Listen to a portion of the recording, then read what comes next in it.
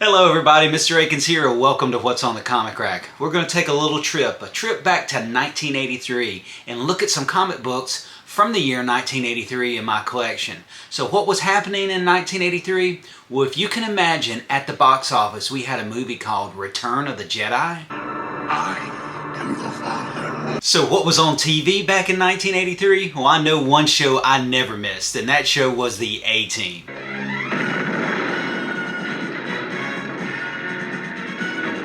In 1983, you could still catch reruns on Saturday morning of one of my favorite cartoons.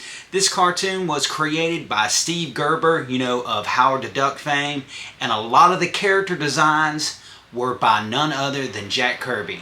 And that cartoon was...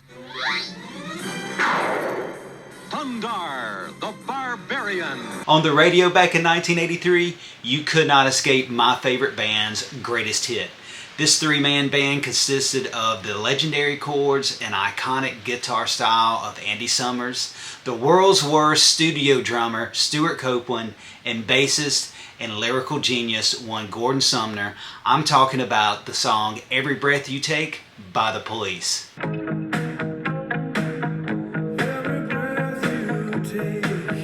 1983 was a great year for me and comics. Now, I was still picking up comics off the rack, but I was getting a lot of titles through subscription, primarily as Christmas presents. This allowed me to get these titles uninterrupted and not miss some of these iconic runs that were going on in 1983, like John Byrne's Fantastic Four, or when Walt Simonson started on Thor.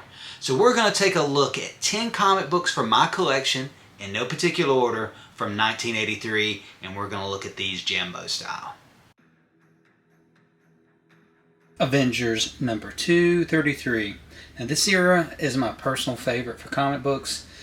The continuity, the connectivity of Marvel Comics at this time was making all the titles really fun to read, entertaining, and interesting.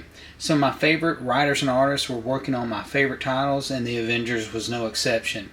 This issue of the Avengers was written by one of my favorite Avengers writers, Roger Stern, with help from John Byrne, who also drew this issue. This issue was a crossover of the storyline taking place in the Fantastic Four. If you really want to know the origin of the White Vision, you need to start with this Avengers comic and the Fantastic Four crossover issues.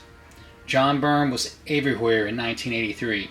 He was doing 2 regular titles and other works as well as this Avengers issue. Joe Sinnott did the inks in this issue. Not always a fan of Sinnott's inks with John Byrne's pencils, but this issue was an exception. Incredible Hulk number 288, cover by Al Milgrom. Now this issue was part of the Bill Mantlo, Sal Buscema run on the Incredible Hulk, which is one of my personal favorites. This issue was also the introduction to a character known as the Abomination.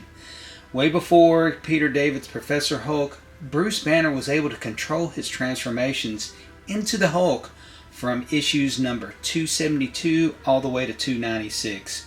He was pardoned by the president and even considered a hero by the public. However, there was one person unable to come to terms with this, and that was Thunderbolt Ross. Thunderbolt Ross got this idea that he was going to team up with MODOK, and they want the Hulk gone, and their instrument of destruction was going to be the Abomination. Iron Man number 170. By issue number 161, I didn't miss a single issue of Iron Man because I was getting the title by subscription. Titles I didn't want to miss, I got a subscription as Christmas presents as a kid. Iron Man was one of my favorite characters, and I had already formed my idea of who Iron Man was by 1983. The David Michelinie, Bob Layton run on the title was a primary contributor of this concept of who Tony Stark was and who he was as Iron Man. As a result, I wasn't a fan of the Danny O'Neill's take on the character at the time. In this issue, James Rhodes has taken over as Iron Man due to Tony's descent into alcoholism. Every single issue I was rooting for Tony to get his act together and return as Iron Man. Looking back at these issues were really great, and this 4-year character arc for Tony Stark was absolutely amazing. It made him more relatable as he battled against his greatest adversary, and that would be alcoholism and himself. New Teen Titans number 30. Yes, DC made the list. I mean, this book had to. It was one of the top-selling comics of the 1980s and one of my favorites. There was only one other person I knew that collected comics. I read Marvel, he read DC, and of all the comics we traded off and read, the New Teen Titans was my favorite. For me, the Wolfman-Perez run on this title defines the title and the characters for me. I know everyone knows that my favorite artist is John Byrne, but George-Perez is a close second. Perez is the absolute master of the crowd shot. I mean, look at this cover. This series was fun. It had cool villains, awesome heroes, character drama, and a bunch of soap opera goodness. If you love the X-Men and you haven't read the Wolfman-Perez run on the Teen Titans, then in my opinion you will love it. Heck, if you don't like the X-Men, you need to read my favorite DC title, The New Teen Titans by Marv Wolfman and George Perez. Marvel 2-in-1 number 100. This is the last issue of one of my favorite team-up books. In fact, when I was a kid, I really loved Marvel Team-Up and Marvel 2-in-1, and unfortunately those two titles ended. Like many of titles at this point, I wanted to not miss an issue, and I got the title through subscriptions as Christmas presents, and this was definitely one of them. I remember getting this issue in the mail and having a flyer inside the package telling me that my remaining issues would be transferred to the new thing title.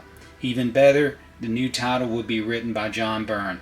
I was super stoked, but at the same time kind of sad that these team-up books were ending at this time. X-Men number 175.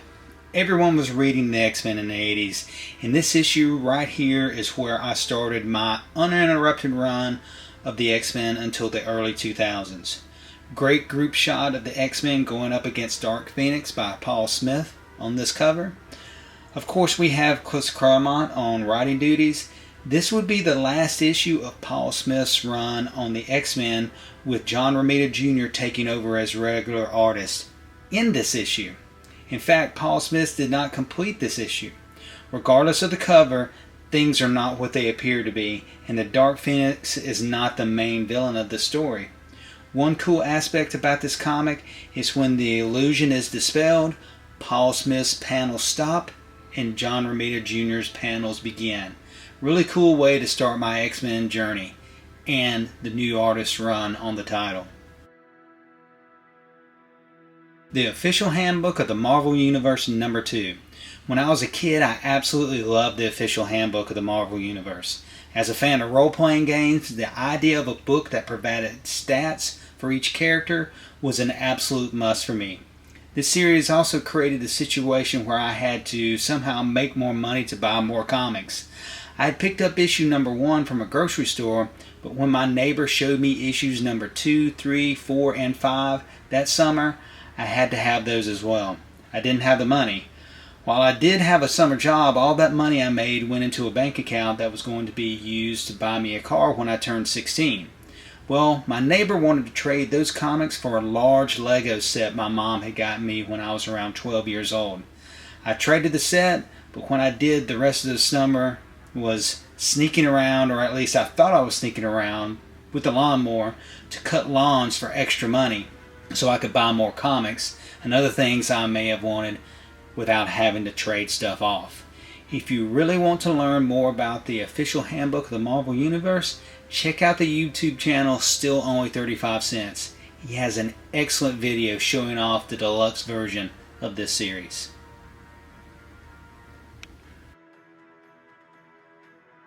Thor number 337. Another thing I would do over the summer of 1983 is help my dad at his auto parts store. I loved the opportunity to walk to the nearby restaurant and get lunch, because on the way there was a convenience store with a spinner rack of comics. I remember picking this comic book off the rack and reading it while eating lunch. What a great way to start reading Thor, who happens to be another favorite character of mine, primarily because of the amazing Walt Simonson run on this title. This cover shows Beta Ray Bill destroying the old Thor logo, which will be replaced by a new logo next issue, symbolizing the new start for the title. In my opinion, The Walt Simonson run on this title is the greatest Thor run ever. Collectors love this book because not only is Beta Ray Bill's first appearance in this issue, but he's also on the cover. I love this book because it started my love of Thor as a character and began my love of Walt Simonson's work as a whole, and the memories this book invokes when I see it as well. AlphaFlight #1. Boy, I was excited when this book came out. A new title written and drawn by John Byrne. The 80s was the height of John Byrne's popularity. I remember reading that if Byrne moved to a new title, the sales of that title were expected to increase by 50,000. So this book was everywhere and tested the limits of Byrne's ability to take unpopular characters and have them sell books. While I was excited for this title, and Byrne's 28-issue run is one of my favorites, not everybody enjoyed AlphaFlight, and apparently John Byrne was one of them.